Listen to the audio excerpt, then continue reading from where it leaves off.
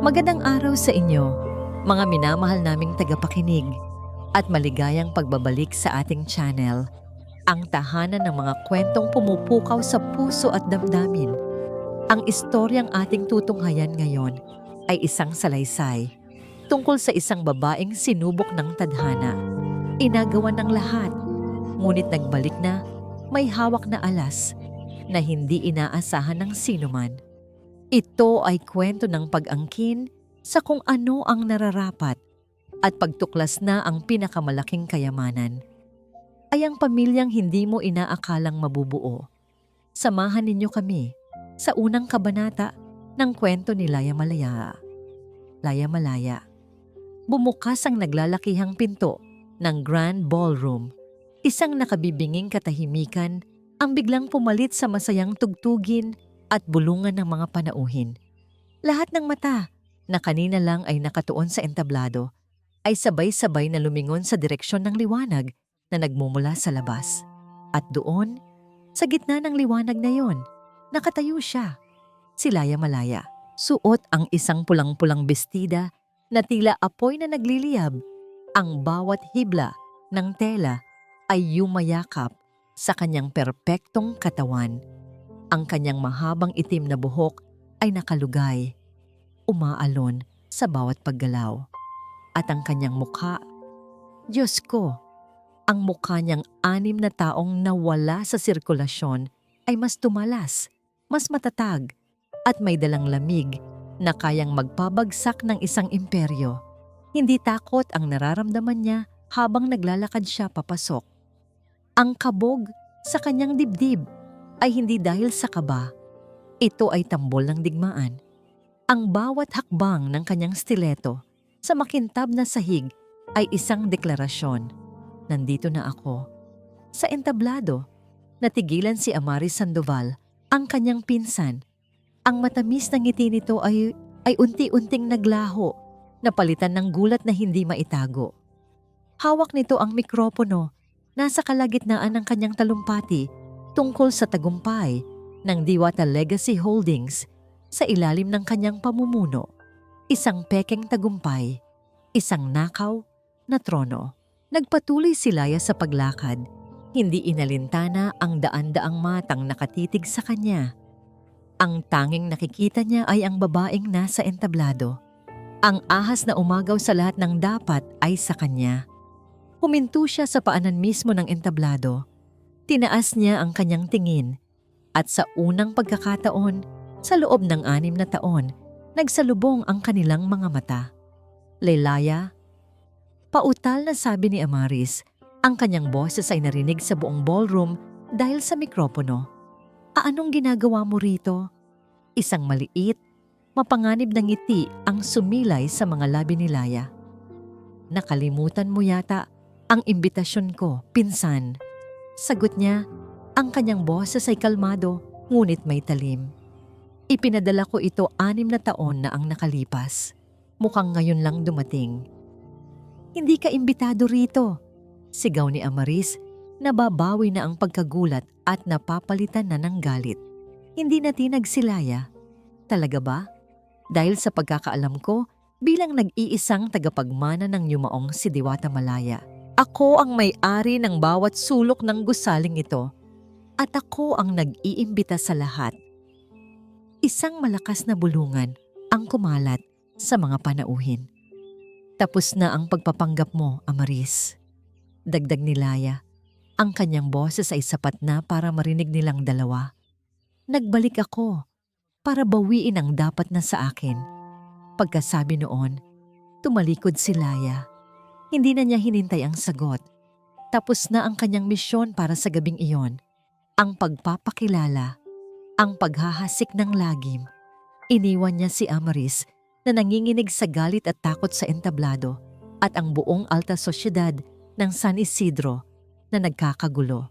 Habang naglalakad siya palabas, hindi niya magawang hindi mapangiti. Ito pa lang ang simula. Ang biyahe pabalik sa Hacienda Aluna ay tahimik. Sa loob ng sasakyan, hinubad ni Laya ang kanyang mga stiletto. Ipinikit niya ang kanyang mga mata. Pinakakawalan ang karakter ng reynang palaban na isinuot niya kanina. Pagdating sa hasyenda, ang tanging ilaw na bumati sa kanya ay ang buwan. Pero alam niyang sa loob, may naghihintay sa kanya. Ang tunay niyang lakas, ang tunay niyang yaman. Dahan-dahan niyang binuksan ang pinto. Mama, 3 maliliit na boses ang sumalubong sa kanya. 3 pares ng maliliit na braso ang yumakap sa kanyang mga binti. Agad na lumuhod si Laya. Niyakap sila ng mahigpit. Nawala ang lahat ng tigas sa kanyang mukha, napalitan ng purong pagmamahal. Amihan, Bulan, Kidlat, bulong niya, hinahalikan ng tuktok ng kanilang mga ulo. Na-miss ko kayo. How was the battle, Mommy? Tanong ni Amihan ang panganay na may seryosong mukha na parang isang maliit na CEO. Did you win? Sabat ni Kidlat, ang bunso. Ang mga matay kumikinang sa pananabik. Si Bulan naman, ang nag-iisang babae, ay hinaplos lang ang pisngi niya. You look tired, Ma. Napangiti si Laya. Ito ang mundo niya. Ang 3 henyo na naging bunga ng isang gabing bangungot. The war has just begun, sagot niya sa kanila. Pero ang unang laban ay panalo na natin. Ngunit habang sinasabi niya iyon, isang tunog ang pumukaw sa kanilang atensyon. Ang ugong ng isang mamahaling sasakyan na papalapit sa kanilang gate. Kumunot ang noo ni Laya. Sino ang pupunta rito sa ganitong oras ng gabi? Sumilip siya sa bintana. Isang itim na Bentley ang huminto sa labas.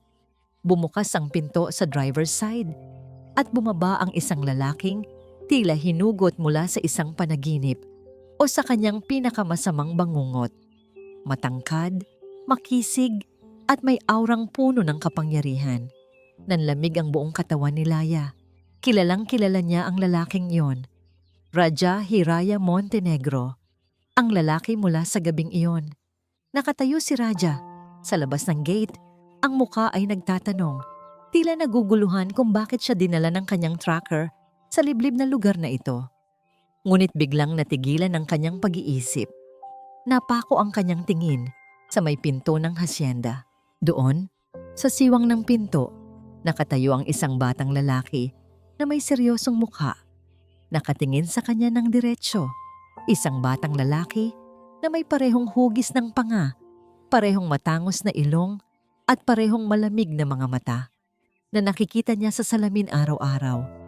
Isang perpektong kopya ng kanyang sarili. Parang huminto ang pag-ikot ng mundo.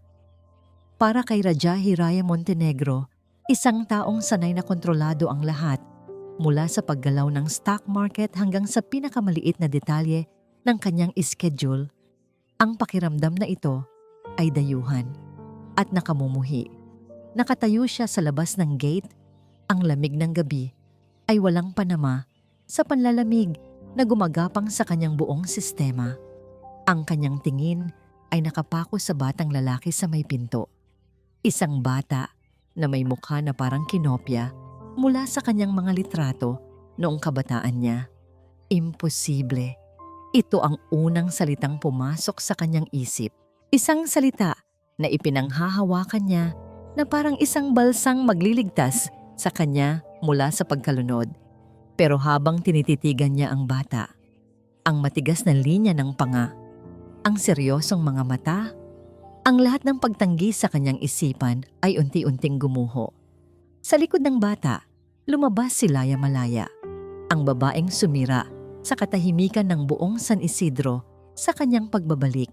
Hinawakan niya ang balikat ng bata at marahang itinulak papasok bago siya mismo ang lumabas para harapin siya. Isinara niya ang pinto, tila isang pader na itinatayo sa pagitan ni Raja at ng katotohanang nasa loob. Naglakad si Laya palapit sa gate. Ang bawat hakbang ay may bigat. Wala na ang nagliliyab na pulang bestida. Napalitan ito ng simpleng kasuotang pambahay, ngunit ang talim sa kanyang mga mata ay naroon pa rin. Anong kailangan mo, Montenegro? Tanong niya. Ang kanyang boses ay kasing lamig ng simoy ng hangin. Bumalik ang kontrol sa sistema ni Raja. Itinuwid niya ang kanyang pagkakatayo. Ang maskara ng isang walang emosyong CEO ay muling isinuot. Kailangan nating mag-usap, Malaya. Isang mapaklang tawa ang kumawala kay Laya. Wala tayong dapat pag-usapan. 6 na taon na ang nakalipas. Ang batang iyon. Igiit ni Raja. Ang kanyang boses ay mababa at mapanganib. Sino siya? Tinitigan siya ni Laya ng ilang segundo, tila sinusukat ang kanyang kaluluwa. At pagkatapos, ibinigay niya ang hatol. Mga anak ko sila. 3 sila. 3? Parang isang suntok sa sikmura ang mga salitang yon. At oo, Montenegro, dugtong ni Laya. Ang paraan ng pagbanggit niya sa kanyang apelyido ay parang isang insulto. Sa'yo sila. Masaya ka na? Katahimikan. Tanging ang tunog ng mga kuliglig sa paligid ang maririnig. Pinoproseso ng utak ni Raja ang impormasyon. Isang gabi, isang pagkakamali. At ngayon, 3 bata. 3 posibleng tagapagmana na hindi niya alam na nabubuhay. Papasukin mo ako. Utos niya. Hindi. Mabilis na sagot ni Laya. Ito ang teritoryo ko. Ang mga anak ko ay nasa loob. Hindi ka pwedeng basta-basta pumasok sa buhay namin. May karapatan ako. Sigaw ni Raja. Sa wakas ay nabasag ang kanyang kontrol. Wala. Ganti ni Laya. Ang kanyang boses ay puno ng galit na itinago sa loob ng 6 na taon.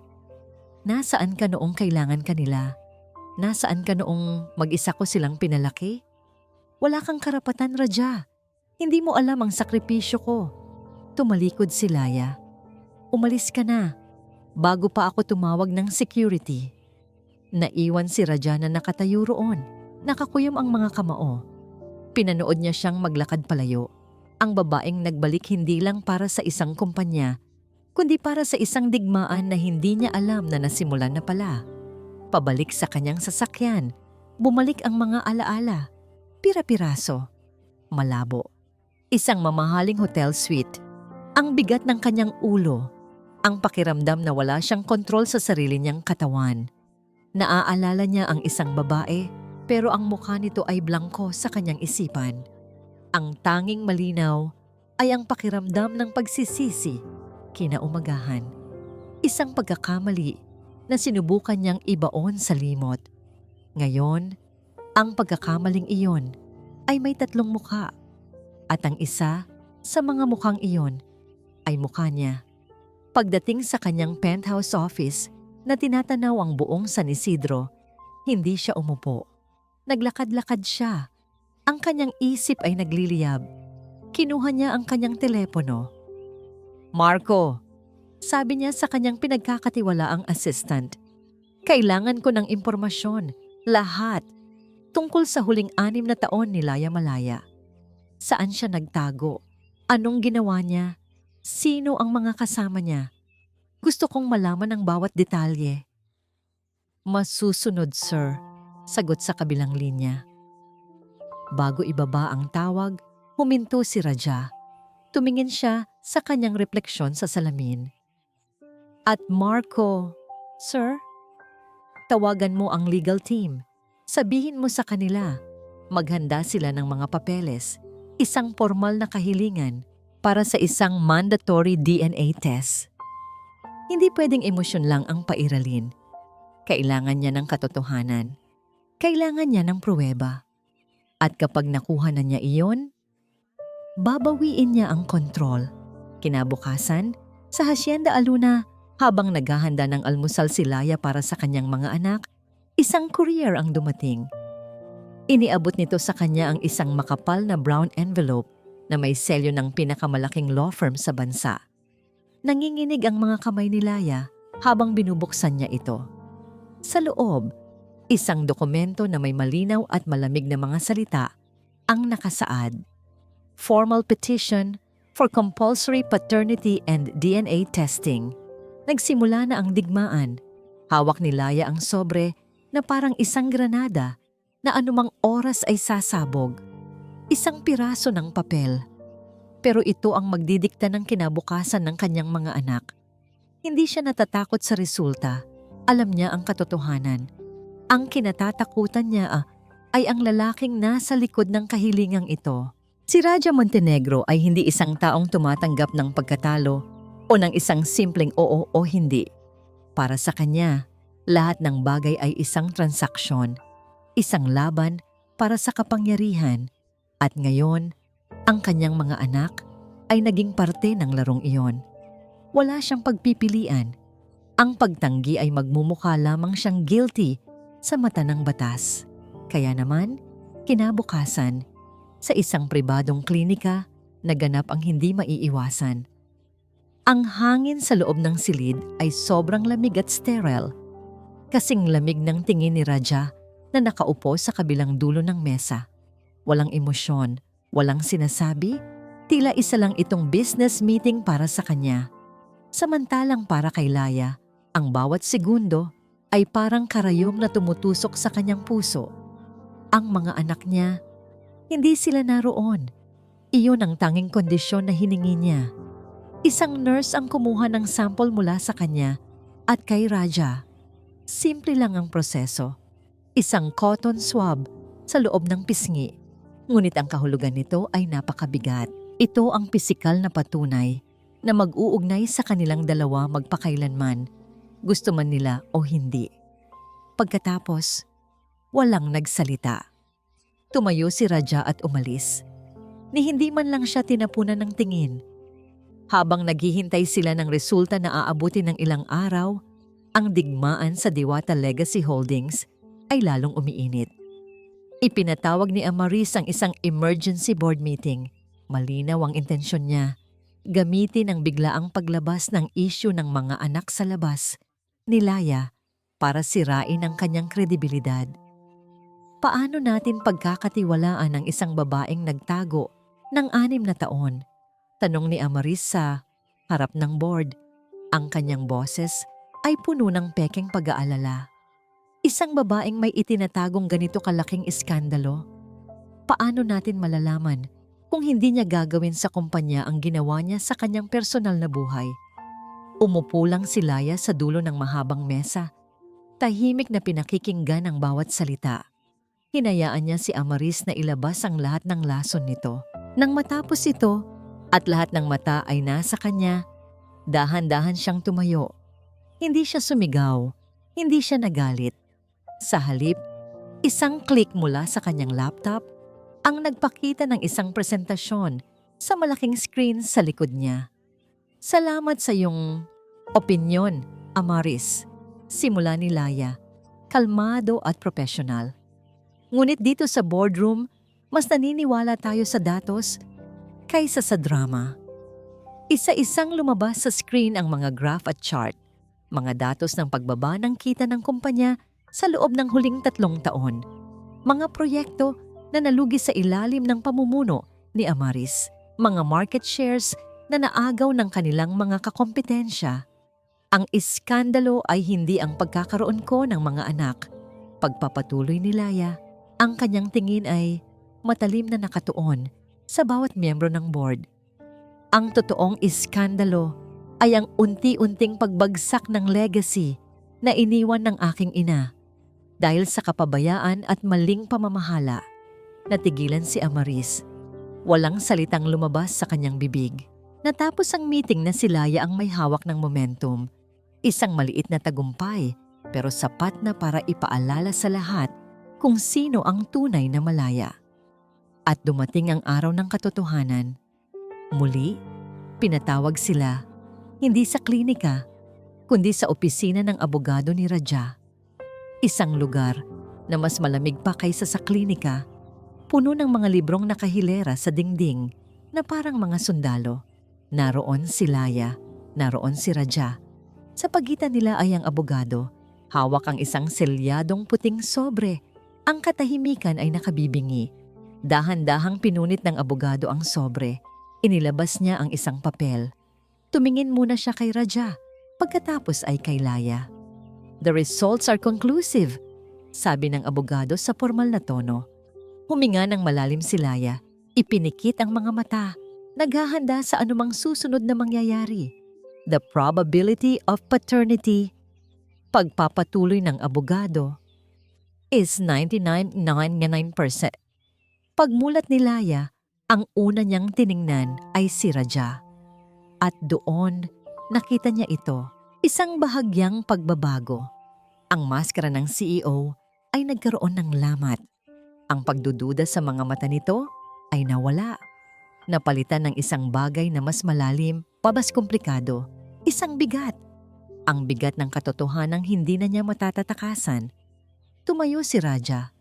Inayos niya ang kanyang mamahaling coat. Ibinalik ang lamig sa kanyang muka. Tumingin siya sa kanyang abogado. Pagkatapos ay diretsong tumingin kay Laya.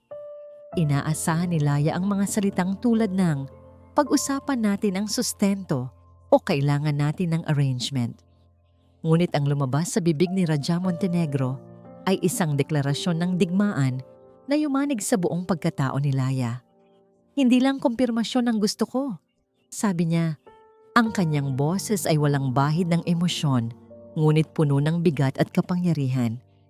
Gusto ko ng karapatan sa pag-aalaga sa kanila. Ang buong karapatan.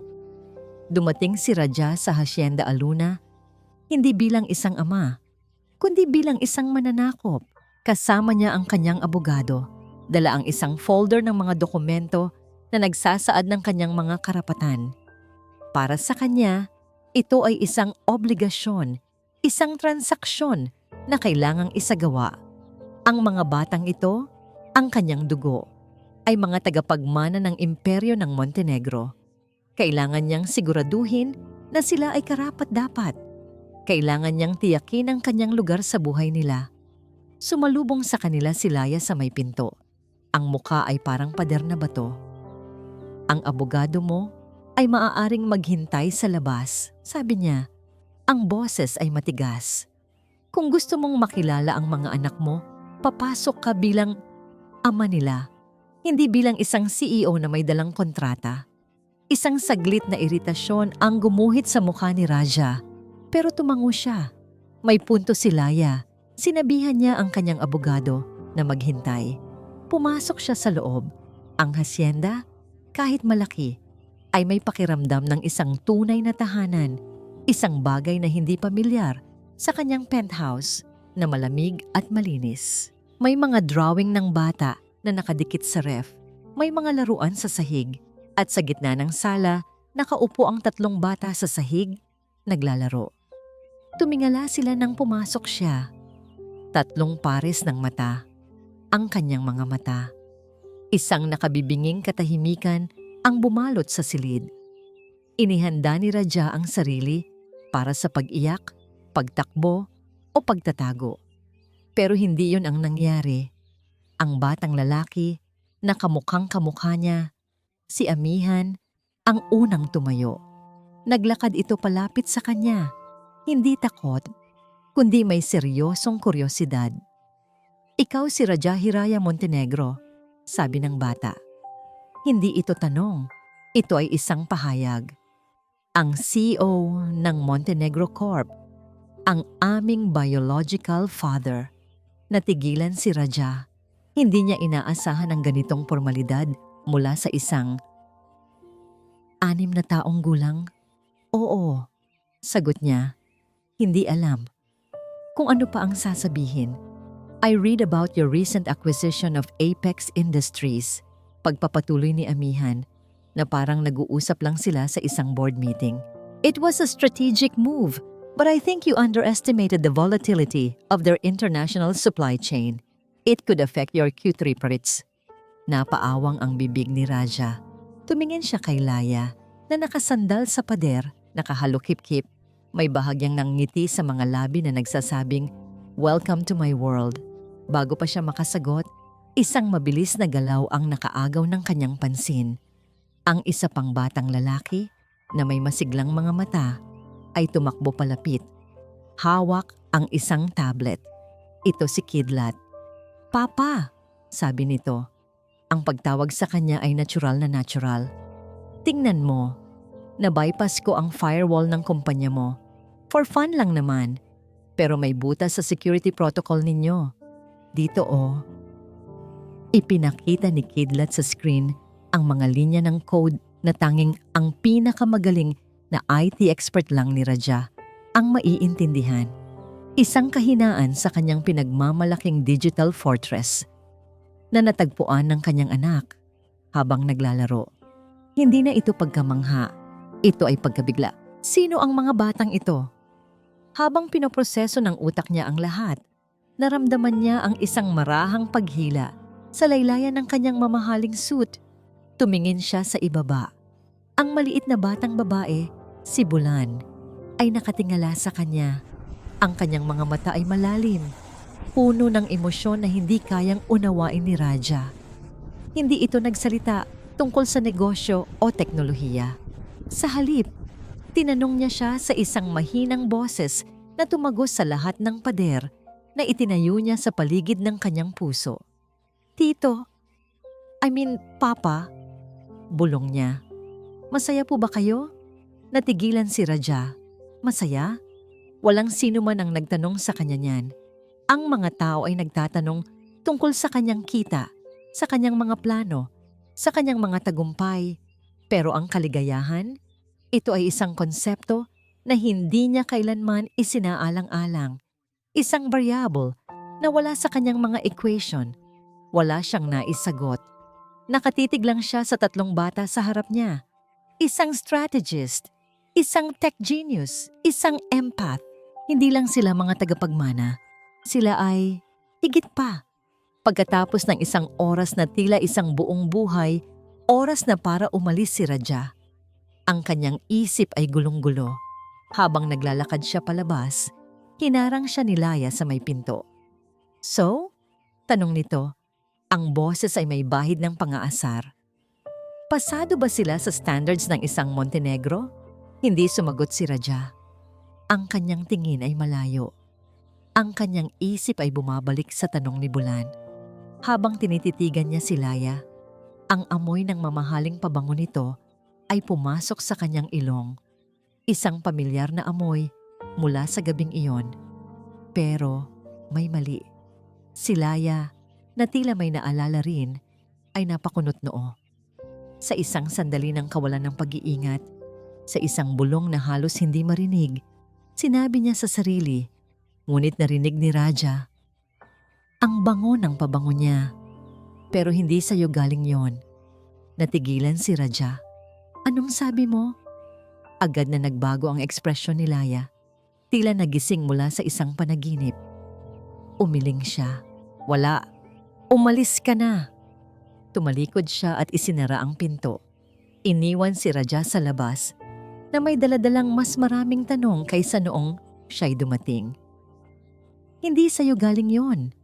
Ano ang ibig sabihin noon? Isang detalye na hindi magkasya sa palaisipan. At para sa isang taong tulad ni Raja Hiraya Montenegro, ang isang maling detalye ay sapat na para pagdudahan ng lahat. Hindi sa'yo galing yon. Ang mga salitang binitawan niya ay bumabalik-balik sa isip ni Laya. Parang isang sirang plaka. Saan nanggaling iyon? Bakit niya nasabi iyon? 6 na taon niyang sinubukan ibaon sa limot ang bawat detalye ng gabing iyon.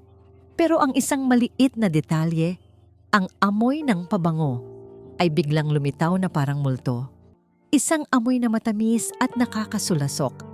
Hindi ang amoy ng mamahaling pabango ni Raja na may halong sandalwood at kapangyarihan. Pero wala siyang panahong isipin iyon dahil kinabukasan, sinampal siya ng realidad. Ang kanyang telepono ay walang tigil sa pagring. Ang pangalan ng kanyang pinagkakatiwalaang assistant sa Diwata Legacy ang lumabas sa screen. Laya, nakita mo na ba ang balita? Tanong nito. Ang boses ay puno ng pag-aalala. Agad na binuksan ni Laya ang kanyang laptop at naroon, sa homepage ng pinakasikat na entertainment news portal sa bansa, ang kanyang mukha. Katabi ng isang long lens shot ng kanyang 3 anak na naglalaro sa hardin ng Hacienda Aluna. Ang headline ay parang isang punyal na direktang itinarak sa kanyang puso. Inao, CEO. Mga anak ni Malaya, napapabayaan dahil sa ambisyon? Sa ilalim nito, isang artikulong puno ng lason. Mga source na nagsasabing bihira niyang makasama ang kanyang mga anak, na mas importante sa kanya ang pagbawi sa kumpanya kaysa sa kapakanan nila, na ginagamit niya ang mga bata para makuha ang simpatiya at ang pera ni Raja Montenegro. Nanginginig ang kanyang mga kamay habang hawak ang mouse. Ang mga litrato, kuha ang mga ito mula sa malayo. May nagmamanman sa kanila. Isa lang ang may kakayahang gumawa nito. Isa lang ang may ganitong klaseng kasamaan. Hayop ka, Amaris. Ang galit ay umakyat sa kanyang lalamunan, mainit at mapait. Pero agad itong napalitan ng takot. Hindi para sa sarili niya, kundi para sa kanyang mga anak. Maya-maya, narinig niya ang maliliit na mga yapak. "Mommy, are you okay?" Si Bulan, laging sensitibo sa kanyang emosyon. Sumunod sina Amihan at Kidlat. Ang mga mukha nila'y puno ng pag-aalala. Agad na isinara ni Laya ang laptop. Ngumiti siya. Isang pekeng ngiti para itago ang bagyong namumuo sa kanyang dibdib. "Of course, baby. Okay lang si Mama." "I saw the news," sabi ni Amihan.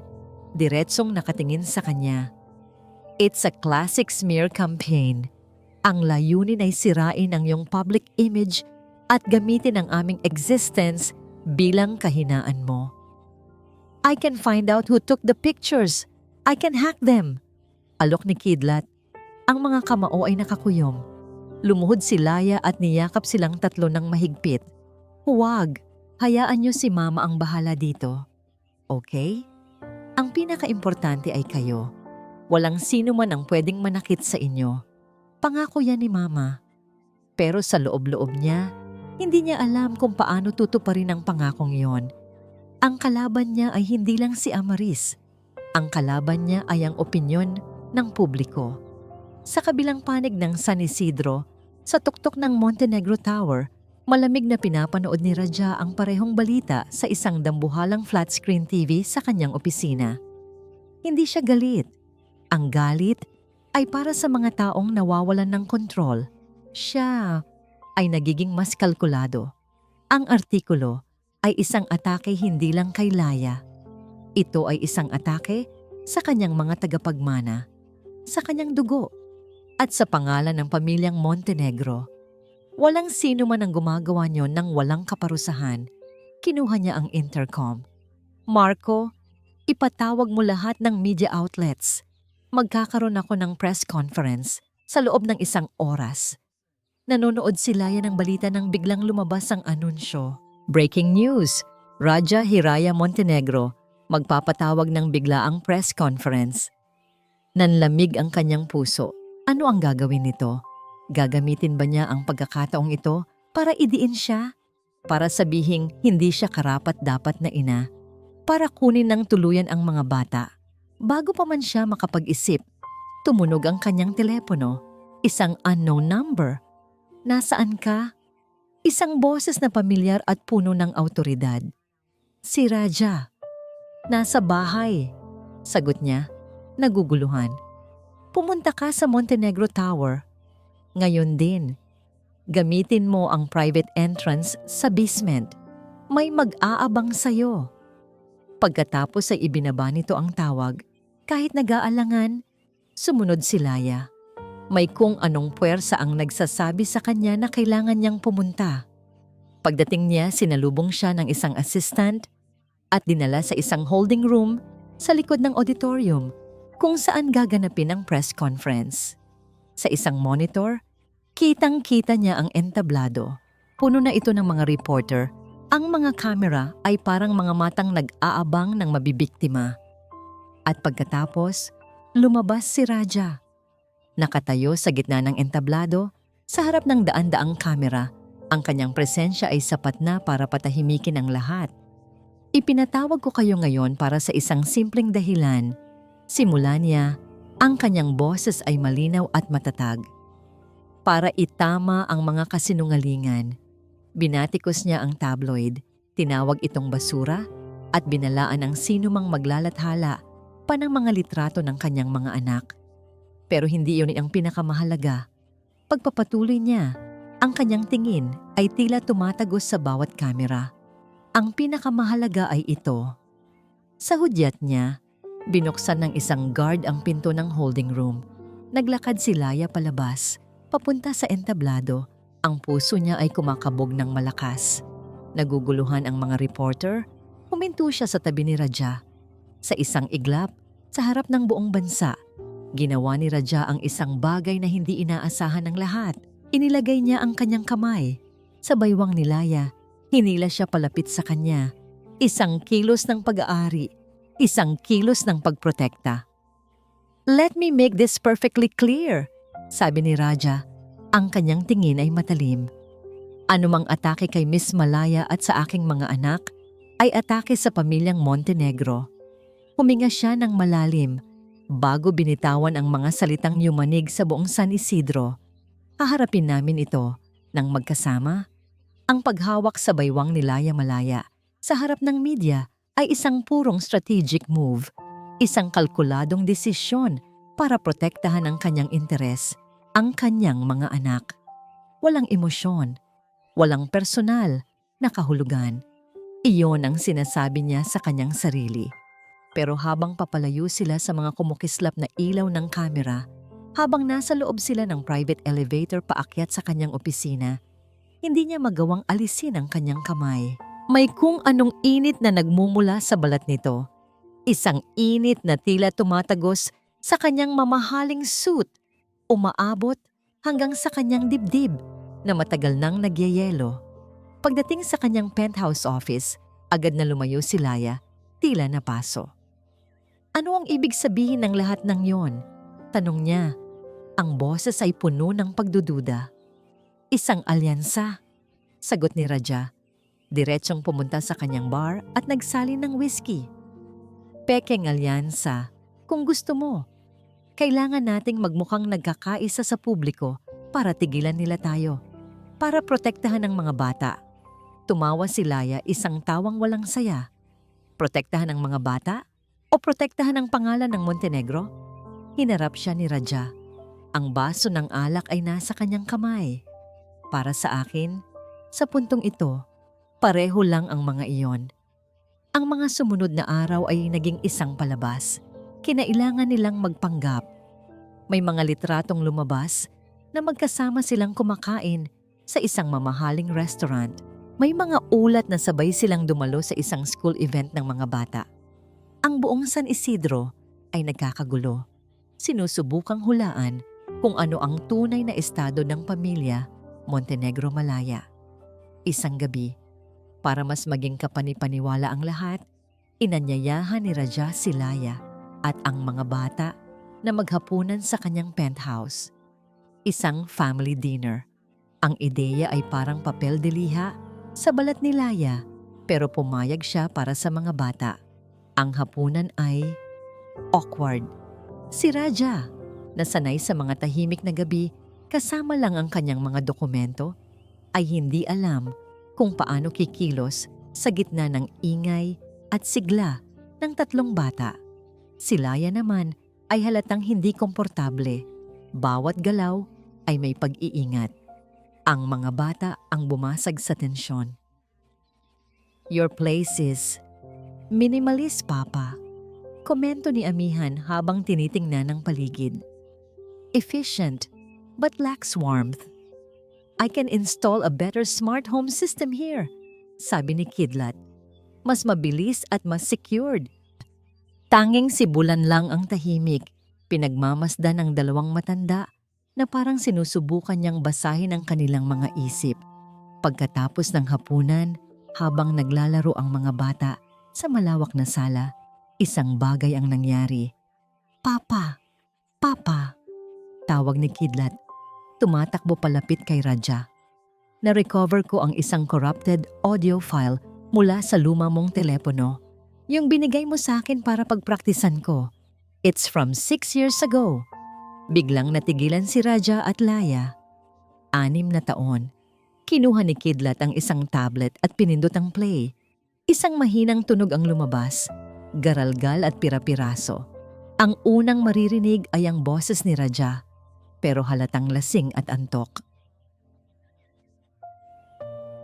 Marco, kailangan mo akong sunduin sa Hotel Estrella.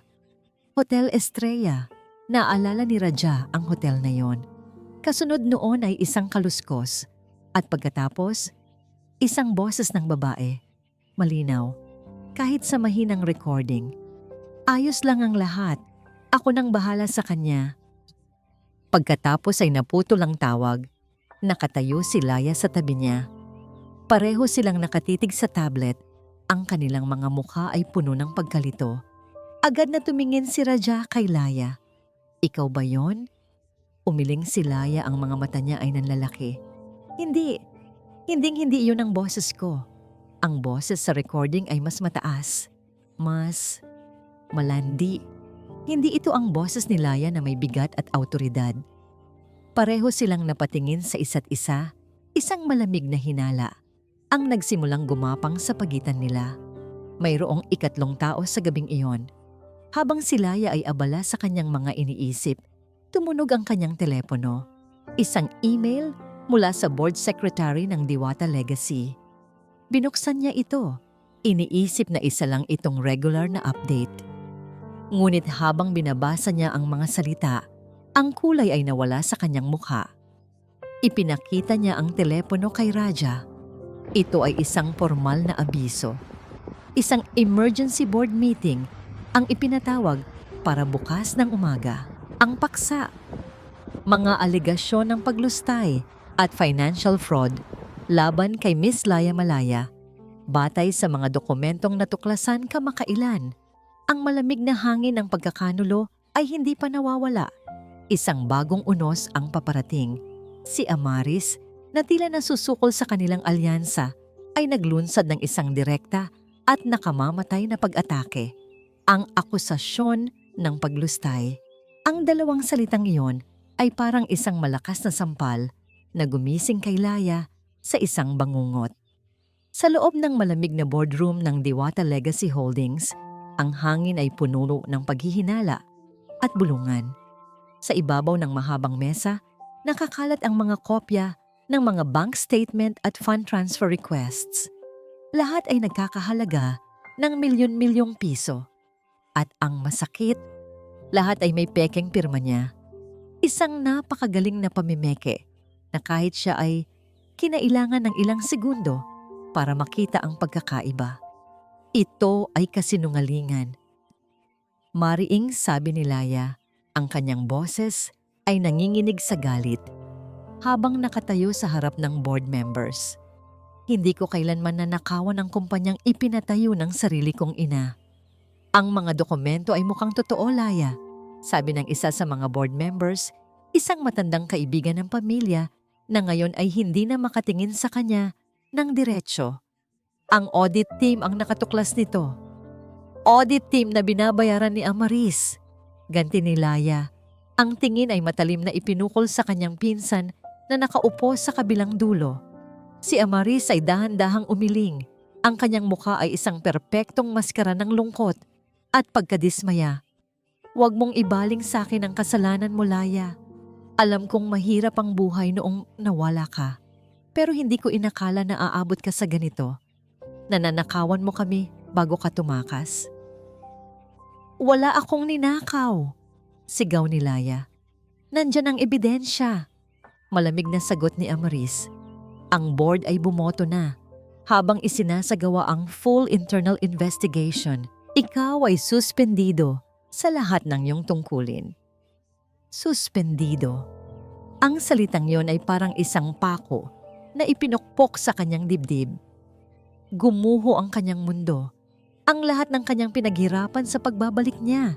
Ang lahat ng maliliit na tagumpay para linisin ang kanyang pangalan. Nawalang parang bula sa isang iglap. Tinanggalan siya ng access sa kumpanya. Pinalabas siya ng mga security guard na dati ay yumuyuko sa kanya. Umuwi si Laya sa Hacienda Aluna na parang isang talunang sundalo. Ang bigat sa kanyang dibdib ay halos hindi niya makaya. Pumasok siya sa kanyang silid na hindi man lang nagawang batiin Ang mga anak na naglalaro sa sala. Umupo siya sa gilid ng kama, sa gitna ng dumidilim na silid. At doon, sa unang pagkakataon, sa loob ng 6 na taon, bumigay ang pader na itinayo niya sa paligid ng kanyang puso.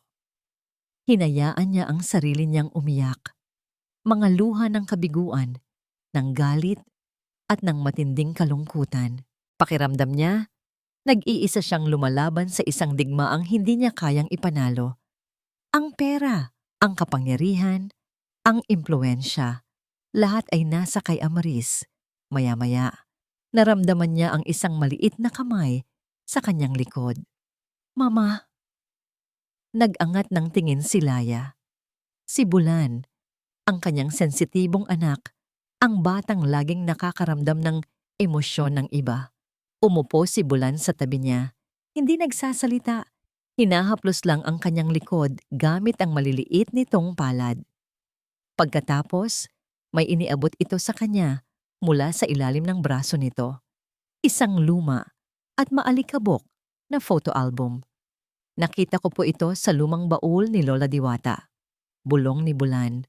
Sabi niya dati, kapag malungkot ka, tingnan mo daw to para maalala mo na minsan naging masaya ang mundo. Napangiti ng mapait si Layan at kinuha ang album. "Salamat anak." Binuksan niya ito. Ang mga pahina ay puno ng mga alaala. Si Laya noong bata pa, kasama ang kanyang mga magulang, mga birthday party, mga bakasyon sa dagat, mga ngiti na totoo at walang bahid ng politika. Unti-unti, kumalma ang puso ni Laya. Ang pagmamahal ng kanyang anak at ang mga alaala ng nakaraan ay nagbigay sa kanya ng kaunting lakas. Habang inililipat niya ang mga pahina papunta sa dulo ng album, may isang litrato na nakaagaw ng kanyang pansin. Hindi ito luma katulad ng iba. Mas bago ito, makintab pa ang papel.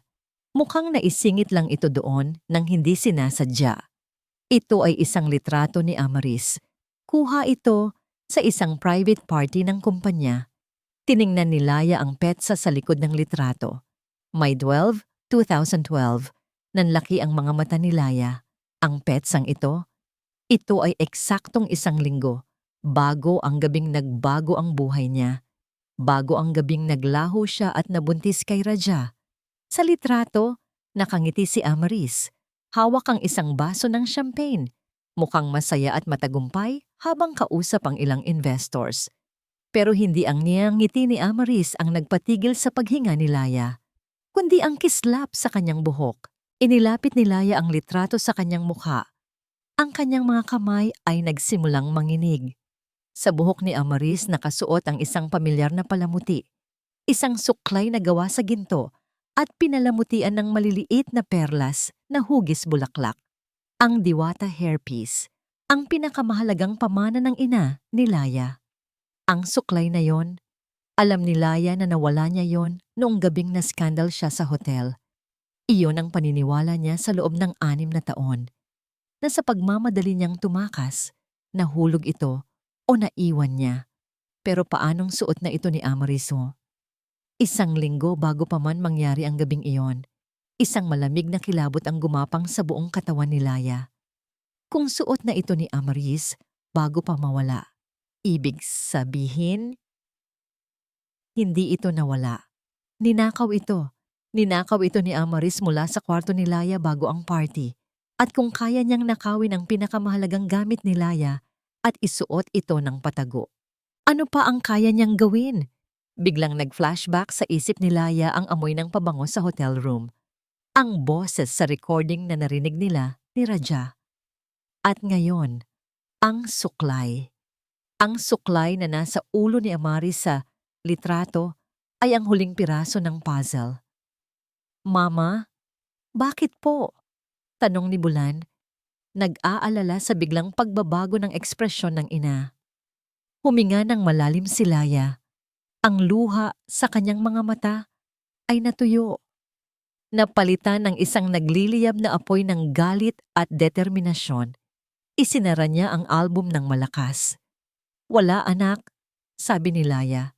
Tumatayo mula sa kama. May nahanap lang si Mama. Isang bagay na magtatapos sa lahat ng ito. Kinuha niya ang kanyang telepono at ang litrato. Hindi siya ang nagnakaw ng pera. Pero alam na niya kung sino ang nagnakaw ng buhay niya 6 na taon na ang nakalipas. Bihis na kayo. Utos ni Laya sa anak. Ang boses ay puno ng awtoridad na bumalik. Pupunta tayo kay Papa Raja. Ngayon din. Ang litrato, isang piraso ng makintab na papel, pero parang isang sulo na nagbigay liwanag sa 6 na taon ng kadiliman sa kanyang isipan. Ang suklay na diwata, ang pamana ng kanyang ina, nasa buhok ni Amaris. Sa isang litratong kuha, 1 taon, bago pa ang gabing iyon. Isang tanong ang umalingaw-ngaw sa kanyang utak na parang kulog. Paano niya naisuot ang suklay? Kung nawala ko lang yon nung gabi? Parang kidlat na tumama sa kanyang utak ang sagot. Hindi niya ito nawala. Ninakaw ito. At ang taong nagnakaw. At pagkatapos, parang isang dam na gumuho. Bumuhos ang lahat ng alaala. Unang piraso, ang suklay. Ang patunay na si Amaris ay may kinalaman sa mga gamit niya noong gabing iyon. Kasabay ng alaala ng suklay ay ang pagbabalik ng isang pakiramdam. Isang amoy. Ikalawang piraso. Ang pabango. Ang matamis at nakakasulasok na pabango na hindi tugma sa alaala niya ng isang lalaki. Ang pabangong sinabi niya kay Rajana, hindi sa kanya. Ngayon, alam na niya kung kanino iyon. Iyon ang signature scent ni Amaris. Iyon ang amoy na naamoy niya sa silid ng hotel bago siya mawalan ng malay. At ang huli. Ikatlong piraso. Ang boses sa recording. Ang boses ng babae na nagsabing, ayos lang ang lahat. Ako nang bahala sa kanya. Ang boses na hindi kay Laya. Isang boses na mataas at malambing. Ang boses ni Amaris kapag siya ay nagpapanggap na mabait. Ang 3 piraso ng palaisipan, ang suklay, ang pabango, ang boses. Nang magsama-sama ang mga ito, isang nakakakilabot na larawan ang nabuo. Hindi ito isang aksidente. Hindi ito isang gabing puno ng pagkakamali dahil sa alak. Ito ay isang bitag. Isang perpektong bitag na plinano. Si Amaris ang nag-orkestra ng lahat. Siya ang nagdroga sa kanila ni Raja. Siya ang naglagay sa kanila sa iisang kwarto. Siya ang gumawa ng iskandalo para masira si Laya at maagaw ang Diwata legacy. Nanlamig ang buo niyang katawan, pero kasunod nito ay isang apoy. Isang nagngangalit na apoy ng galit na hindi niya pa naramdaman kailanman. Tumayo siya. Wala nang oras para sa pag-iyak. Oras na para sa digmaan.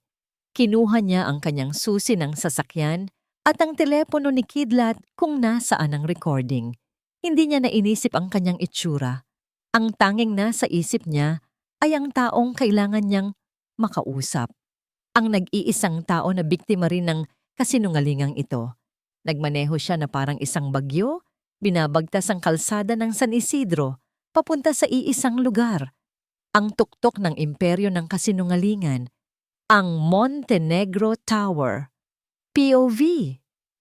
Raja Hiraya Montenegro. Nakatayo si Raja.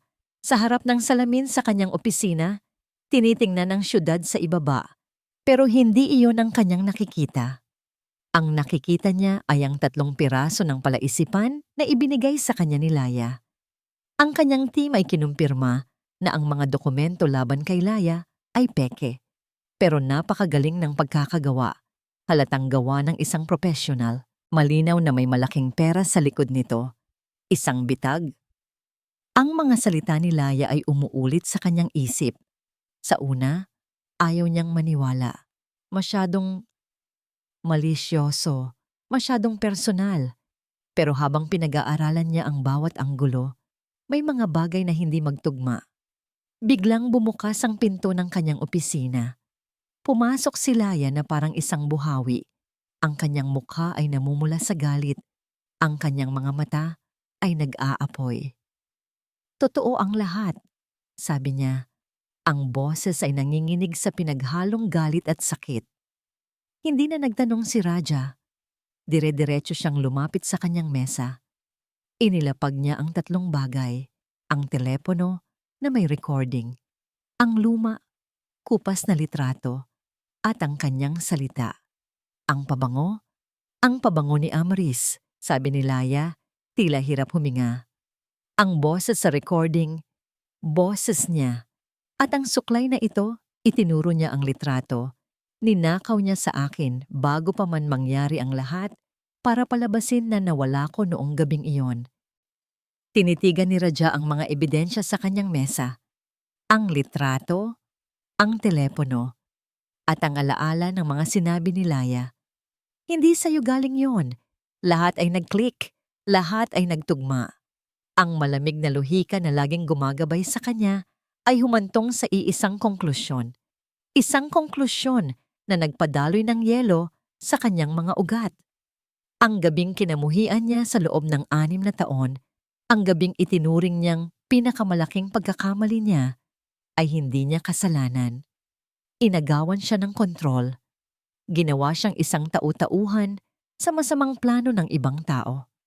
Isang malamig at nakamamatay na galit ang pumuno sa kanya. Isang galit na mas masahol pa sa anumang naramdaman niya dati. Tumingin siya kay Laya. Sa sandaling iyon, nakita niya ang sarili niya sa mga mata nito. Ang parehong sakit, ang parehong pagkakanulo, ang parehong galit. Hindi na sila dalawang magkaaway. Sila ay dalawang biktima ng iisang masalimuot na sabwatan. Pababagsakin natin siya, sabi ni Raja. Ang kanyang boses ay mababa, kalmado, ngunit puno ng panganib.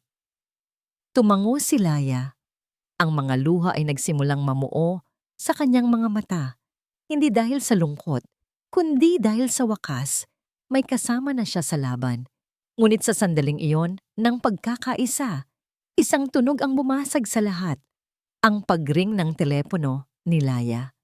Isang numero mula sa eskwelahan ng mga bata. Kinabahan siya. Sinagot niya ito. Hello? Ang boses sa kabilang linya ay nanginginig at puno ng takot. Ang boses ng guro ni Bulan. Miss Malaya, buti po sumagot kayo. Kanina pa po namin kayo tinatawagan. Bakit po? Anong nangyari?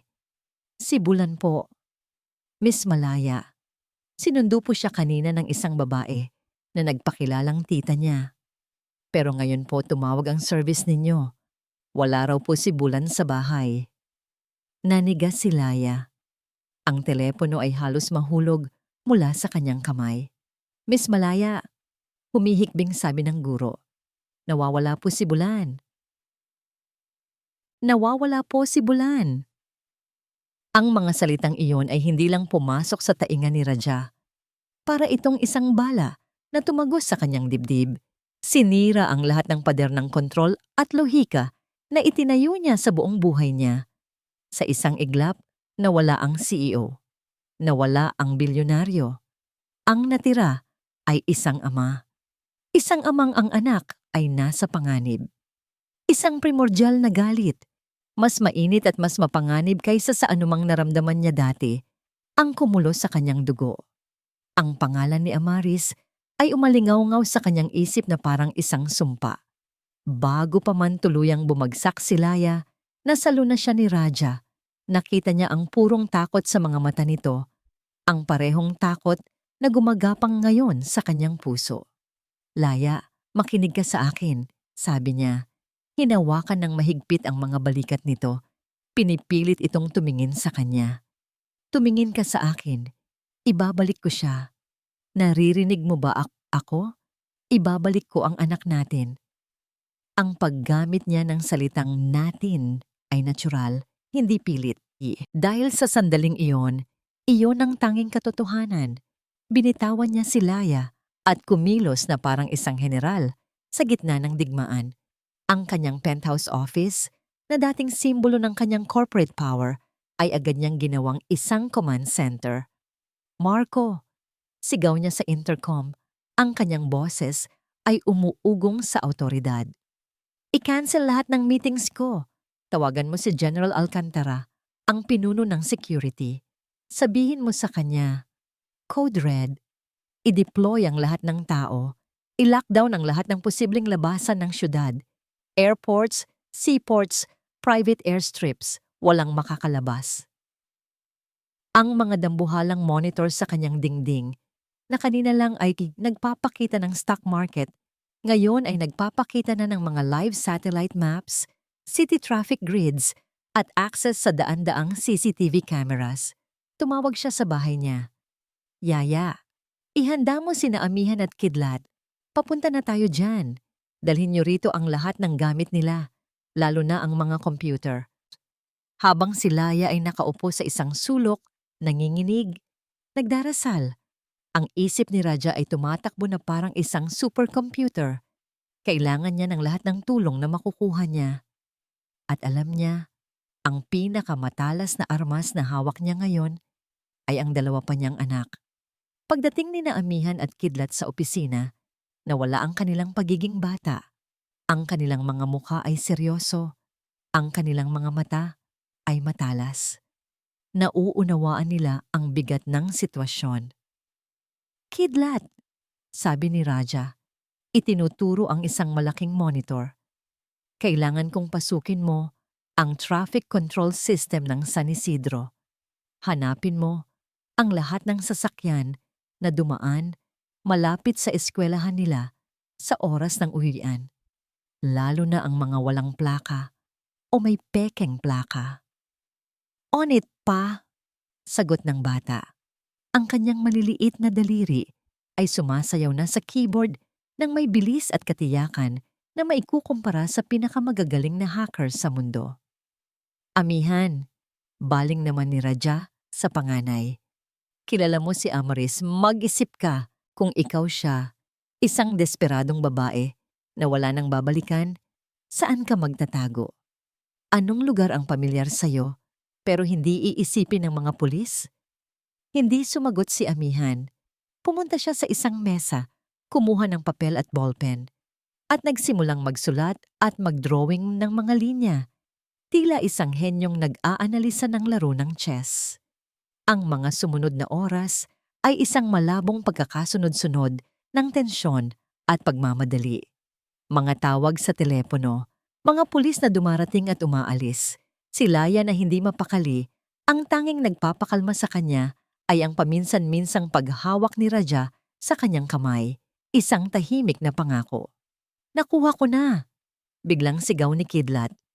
Isang itim na van, walang plaka, pumasok sa isang blind spot ng CCTV malapit sa eskwelahan. Pero nakuha ko ang reflection niya sa salamin ng isang nadaanang bus.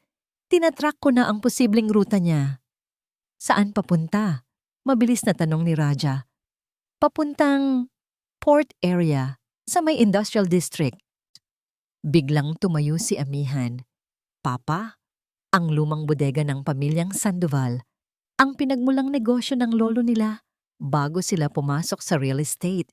Nasa port area iyon, lumana, abandonado, at walang nakakaalam noon maliban sa mga miyembro ng pamilya. Nagkatinginan si Raja at Amihan. Ang luhika ng bata ay perpekto. Kidlat, may paraan ba para malaman kung nandoon nga sila?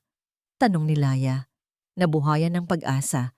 Biglang nanlaki ang mga mata ni Kidlat. Tumingin siya sa kanyang ina. Ang smartwatch ni Bulan. May GPS tracker yon. Bakit hindi ko naisip agad? Muling nag-type ng mabilis ang bata. Ang isang mapa ay lumitaw sa screen. Isang pulang tuldok ang kumikislap. Tumingin ang lahat sa screen, ang kanilang mga puso ay tumitibok na parang sasabog. Ang pulang tuldok ay nasa gitna ng industrial district. Eksakto sa lokasyon ng lumang bodega ng mga Sandoval. Naghiyawan sila sa halo-halong saya at takot. Nahanap ko na siya, sigaw ni Kidlat. Ang kanyang boses ay nanginginig. Nahanap natin si Bulan. Papa, nandyan siya. Nasa lumang bodega ng mga Sandoval, malapit sa Pantalan. Ang biyahe papunta sa port area ay parang isang panaginip na puno ng tensyon. Si Raja ang nagmamaneho, ang kanyang mga kamay ay mahigpit na nakahawak sa manibela, ang kanyang mukha ay kasing tigas ng bato. Si Laya ay nasa tabi niya, ang kanyang puso ay dumadagundong sa bawat metro na papalapit sila sa bodega. Naabisuhan na ang mga pulis. Sabi ni Raja, ang boses ay kalmado, ngunit may pahiwatig ng panganib. Pero hindi tayo maghihintay sa kanila. Hindi na sumagot si Laya. Pareho sila ng iniisip. Bawat segundong lumilipas ay isang segundong nasa panganib ang kanilang anak. Nang makarating sila, ang bodega ay mukhang isang abandonadong higante sa gitna ng kadiliman ng gabi. Kalawangin ang mga pader, basag ang ilang bintana. Isang solong bumbilya sa labas, ang bahagyang nagbibigay liwanag. Walang ingay, walang senyales ng buhay, pero alam nilang nasa loob ang dalawang tao na pinakamahalaga at pinakakinamumuhian nila sa mundo. Marahan silang bumaba ng sasakyan. Nagkatinginan sila ni Raja. Isang tingin ng pag-unawa, walang plano. Ang tanging plano ay iligtas si Bulan. Nakita ni Raja ang isang maliit na bintana sa gilid na bahagyang nakaawang. Sumenya siya kay Laya. Tahimik silang gumapang palapit. Sumilip si Laya sa siwang at doon, sa gitna ng malawak at maalikabok na bodega, nakita niya sila. Si Bulan, nakatayo sa gitna. Ang mga mata ay namumula sa pag-iyak, ngunit walang luhang lumalabas. Matapang. At sa likod niya, si Amarais. Hawak nito ang balikat ni Bulan. Ang kanyang mukha ay hindi na ang mukha ng isang eleganteng socialite. Ito ay mukha ng isang babaeng wala nang babalikan, puno ng kabaliwan at desperasyon. Alam kong darating kayo. Sigaw ni Amaris, ang boses niya ay umalingaw-ngaw sa loob ng bodega. Tila alam niyang may nanonood. Lalo ka na, Laya. Ang perpekto kong pinsan. Ang reyna. Lumabas si Laya mula sa pagkakatago. Sumunod si Raja. Tumayo sa likod niya, isang anino ng proteksyon. Amaris, pakawalan mo ang bata. Sabi ni Laya, sinusubukang panatilihing kalmado ang kanyang boses. Wala siyang kasalanan dito. Tayo ang mag-usap. Isang nakakakilabot na tawa ang kumawala kay Amaris. Wala. Kasalanan niyang nabuhay siya. Kasalanan niyang naging bunga siya ng kasinungalingan ko. Dapat ako. Ako dapat ang nasa posisyon mo. Ako dapat ang reyna ng Diwata Legacy. Ako dapat ang may perpektong pamilya. Hindi mo alam kung gaano kahirap ang planuhin ang lahat. Pagpapatuloy niya, ang kanyang mga mata ay nanlilisik. Ang drogahin kayong dalawa. Ang dalhin ka, Raja. Sa hotel na yon. Ang itulak ka, Laya. Sa kama kung saan mahimbing na siyang natutulog. Ang kunan kayo ng litrato. Lahat ng yon, ginawa ko. Para sa akin. Para makuha ang dapat na sa akin. Ang bawat salita ay isang kumpirmasyon. Isang lason na matagal nang kumakalat. Ngayon ay inilabas na. Habang nagsasalita si Amaris, napansin ni Laya ang isang bagay. Si Bulan, kahit takot, ay nakatingin sa kanya. At ang mga kamay nito ay gumagawa ng maliliit na senyas. Mga senyas mula sa isang laro na lagi nilang nilalaro. Paano makatakas sa higante? Isang laro na itinuro niya sa mga anak niya para sa mga ganitong sitwasyon. Sumenyas si Bulan. Distraction. Naunawaan ni Laya. Bakit mo ginawa ito, Amaris? Tanong ni Raja. Ang kanyang boses ay malamig na parang yelo, umaagaw ng atensyon. Dahil lang sa pera? Hindi lang pera, sigaw ni Amaris. Dahil sa respeto.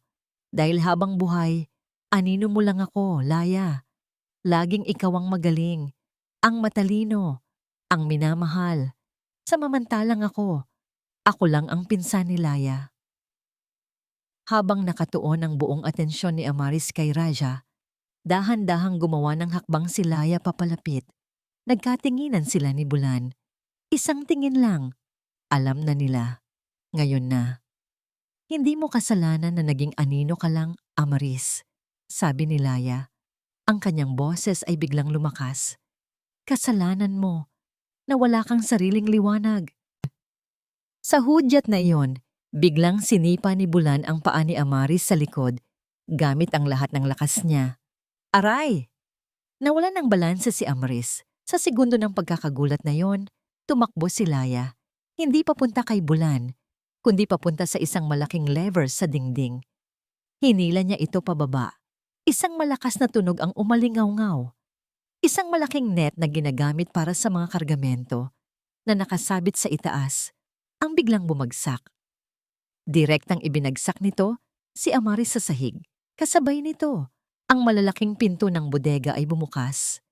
Ang mga pulis na kanina pa pala nakapaligid ay sumugod papasok. Tumakbo si Laya papunta kay Bulan. Niyakap ito nang mahigpit na parang hindi na niya bibitawan pa. Dumating si Raja, yumakap sa kanilang dalawa. Ang kanyang malaking katawan ay nagsilbing panangga mula sa lahat ng kasamaan sa mundo. Habang dinadampot ng mga pulis si Amaris na nagwawala at sumisigaw, ang tanging nakikita ni Laya ay ang mukha ng kanyang anak. Ligtas. Ang adrenaline sa kanyang katawan ay biglang nawala. Ang lahat ng pagod, takot at sakit mula sa mga nagdaang araw, linggo at taon ay bumagsak sa kanya. Ang huli niyang naramdaman ay ang pagdidilim ng kanyang paningin at ang malalakas na braso ni Raja na sumasalo sa kanya bago siya tuluyang bumagsak sa sahig. Nagising si Laya sa amoy ng kape at sa malambot na sikat ng araw na tumatama sa kanyang mukha. Dahan-dahan niyang iminulat ang kanyang mga mata. Wala siya sa kanyang silid sa Hacienda Aluna. Nasa isang malaki at eleganteng kwarto siya na papaligiran ng kulay abo at puti. Ang penthouse ni Raja.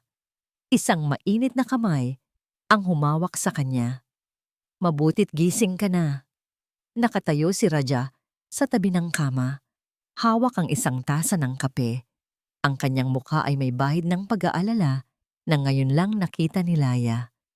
Wala na ang lamig, wala na ang distansya. Ang mga bata, iyon ang unang salitang lumabas sa bibig ni Laya. Nasa kabilang kwarto sila, sagot ni Raja. Ligtas. At kasalukuyan nilang tinuturuan ang aking state-of-the-art AI kung paano maglaro ng bato-bato pick. Isang maliit na ngangiti ang sumilay sa mga labi ni Laya. Pagod siya, pero sa kauna-unahang pagkakataon, sa loob ng mahabang panahon, gumaan ang kanyang pakiramdam. Lumipas ang ilang linggo.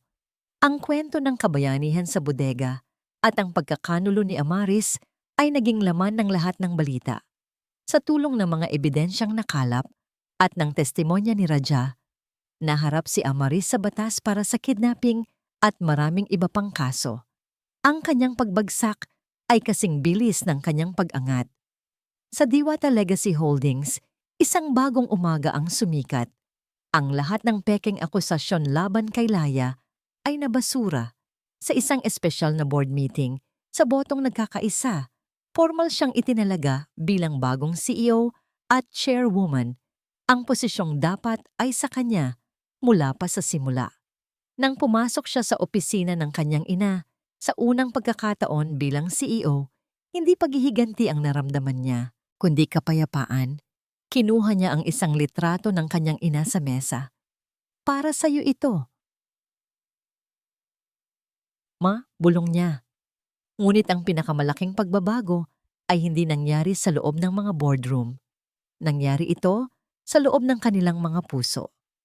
Si Raja Hiraya Montenegro, ang taong kinatatakutan at hinahangaan sa mundo ng korporasyon, ay nagbago. Mas madalas na siyang umuuwi ng maaga. Ang kanyang mga weekend ay hindi na para sa mga business trip, kundi para sa pagpunta sa parke, pagpapalipad ng saranggola, kasama si Kidlat, pakikipagdebate tungkol sa global economics kay Amihan, at pakikinig sa mga kwento ni Bulan. Natuklasan niya ang isang uri ng yaman na hindi kayang sukatin ng pera. Natuklasan niya ang pagtawa. Isang hapon, habang pinapanood nila ang mga bata na nagtatakbuhan sa hardin ng Hacienda Aluna, umupo si Raja sa tabi ni Laya sa beranda. Hindi ako humingi ng tawad, simula ni Raja. Hindi nakatingin kay Laya, kundi sa mga bata. Para saan? Tanong ni Laya. Sa loob ng 6 na taon, kinamuhian ko ang gabing iyon. Pag-amin niya. Kinamuhian ko ang sarili ko at kinamuhian kita kahit hindi kita talaga kilala dahil ikaw ang simbolo ng pagkawala ko ng kontrol. Tumingin siya kay Laya. Ang kanyang mga mata ay puno ng isang emosyon na hindi pa nakikita ni Laya dati. Pagsisisi. Patawad, Laya. Patawad kung naging bahagi ako ng sakit na pinagdaanan mo. Hinawakan ni Laya ang kamay ni Raja. Pareho tayong biktima, Raja. At pareho na rin tayong malaya ngayon. Nagpatuloy sila sa panonood sa mga bata. Isang perpektong larawan ng isang pamilya. Sila ay kumain ng hapunan ng magkakasama, hindi sa penthouse ni Raja o sa hasyenda ni Laya, kundi sa isang maliit na restaurant sa tabi ng dagat. Walang mga kamera, walang mga business associate, sila lang. 5 tao na pinagbuklod ng dugo, kasinungalingan, at sa huli, ng pag-ibig. Habang pauwi, ang mga bata ay nakatulog na sa likod ng sasakyan. Nang huminto sila sa tapat ng Hacienda Aluna, hinawakan ni Raja ang kamay ni Laya bago ito bumaba. "Huwag ka munang pumasok," sabi niya. "May isa pa akong business deal na kailangan nating isara." Kunot noo si Laya, pero sumunod siya. Dinala siya ni Raja hindi sa pinto ng hasyenda, kundi sa balkonahe na may tanawin ng karagatan na kumikinang sa ilalim ng buwan. "Laya," sabi ni Raja. Ang kanyang boses ay seryoso. "Bilang isang negosyante, naniniwala ako sa mga long-term investments." Tumingin siya sa mga mata ni Laya. "At ikaw, kayong 4, ang pinakamagandang investment na hindi ko sinasadyang natagpuan." May inilabas siya mula sa kanyang bulsa. Ang hangin ng gabi ay may dalang alat mula sa dagat, habang ang liwanag ng buwan ay naglalatag ng isang pilak na landas sa ibabaw ng tubig. Nakatayo sila sa balkonahe, si Laya at si Raja, sa isang katahimikan na hindi awkward, kundi puno ng mga salitang hindi kailangang bigkasin. May inilabas si Raja mula sa kanyang bulsa. Inaasahan ni Laya ang isang maliit na kahon, marahil ay may lamang isang mamahaling singsing. Iyon ang gagawin ng isang Raja Montenegro na kilala ng mundo. Ngunit ang inilabas niya ay hindi isang singsing. Ito ay isang susi, isang simple, makalumang susi. Inilahad niya ito sa palad ni Laya. "Ano ito?" tanong ni Laya. Ang kanyang puso ay nagsimulang tumibok ng mas mabilis. 6 na taon na ang nakalipas, simula ni Raja. Ang kanyang boses ay malambing. "Pareho tayong may nawala. Ikaw, nawalan ka ng kumpanya at ng tiwala. Ako, nawalan ako ng isang bagay na hindi ko alam na hinahanap ko pala." Tumingin siya sa mga mata ni Laya at sa mga matang yon, nakita ni Laya ang isang hinaharap na hindi niya kailanman pinangarap. "Hindi ako mag-aalok sa iyo ng isang kontrata, Laya. Hindi rin isang alyansa. At lalong hindi isang merger ng ating mga kumpanya." Pagpapatuloy niya, isang maliit na ngiti ang sumilay sa kanyang mga labi. "Ang inaalok ko ay isang tahanan." Itinuro niya ang susi. "Iyan ang susi sa bahay sa tabi ng Hacienda Aluna. Binili ko ito, hindi para maging kapitbahay mo, kundi para umpisahan ang pagiging isang tunay na pamilya, kung papayag ka." Hindi ito isang grandiosong proposal na may mga lumilipad na kalapati o mamahaling fireworks. Ito ay isang bagay na mas totoo, mas malalim. Hindi ko maibabalik ang 6 na taon na nawala sa atin ni Laya, pero ipinapangako ko sa iyo ang lahat ng taon na darating pa. Ipinapangako kong pupunuin ko ang mga ito ng pagmamahal, respeto, at ng masasayang alaala kasama ang ating mga anak. Ipinapangako kong magiging karapat-dapat ako na maging ama nila at maging iyo. Ang mga luha na namuo sa mata ni Laya ay hindi na luha ng sakit o galit. Ito ay mga luha ng purong kaligayahan. Hindi siya sumagot ng oo. Sa halip, itinaas niya ang kanyang kamay, Hinaplos ang pisngi ni Raja at ginawa ang isang bagay na dapat ay ginawa na niya noon pa. Hinila niya ito palapit at hinalikan. Isang halik na naglalaman ng lahat ng sakit ng nakaraan, lahat ng pasasalamat sa kasalukuyan, at lahat ng pag-asa para sa hinaharap.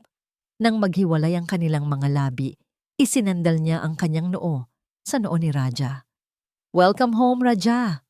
bulong niya. Sa di kalayuan, sa loob ng hasyenda, 3 maliliit na mukha ang nakasilip sa bintana. "I think the merger is successful, Kidlat," sabi ni Amihan. Inaayos ang kanyang salamin. "Yay! Mas marami ng gadgets sa bahay!" Masayang sabi ni Kidlat. Si Bulan ay ngumiti lang. "Finally!" bulong niya. Masaya na si Papa.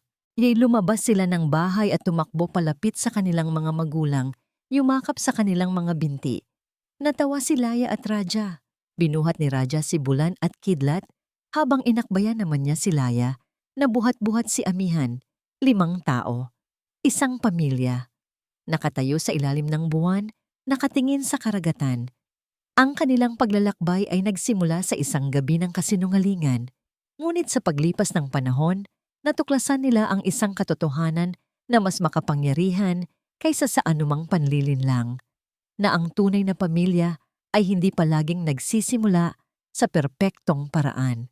Minsan, nabubuo ito mula sa mga pira-pirasong bahagi, pinagdirikit ng pagpapatawad at pinapatibay ng pag-ibig na kayang lampasan ang pinakamadilim na nakaraan. Sila ay hindi na lang si Laya Malaya, ang reynang nagbalik, o si Raja Montenegro, ang hari ng korporasyon. Sila ay isang pamilya at sa wakas, sila ay umuwi na. At dito po nagtatapos ang kwento nila, Laya at Raja.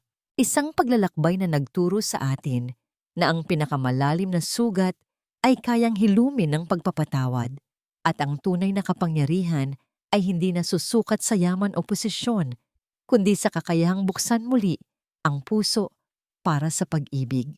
Taos-puso po akong nagpapasalamat sa inyong walang sawang pagsubaybay sa bawat kabanata ng kanilang buhay.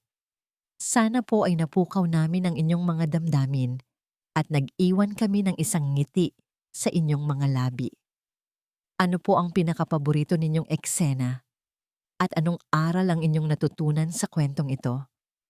I-comment nyo lang po sa ibaba at sabay-sabay nating pag-usapan. Kung nagustuhan nyo ang kwentong ito, isang pindot lang po sa like button, ay share sa inyong mga kaibigan at kapamilya. At syempre, kung hindi pa po kayo nakakasama sa ating pamilya, pindutin na po ang subscribe button at ang notification bell para lagi kayong updated sa mga susunod pa nating mga kwento. Muli, ako po ang inyong lingkod, nag-iiwan ng isang paalala. Ang bawat puso ay may sariling kwento at ang bawat kwento ay may aral na naghihintay. Hanggang sa muli, paalam.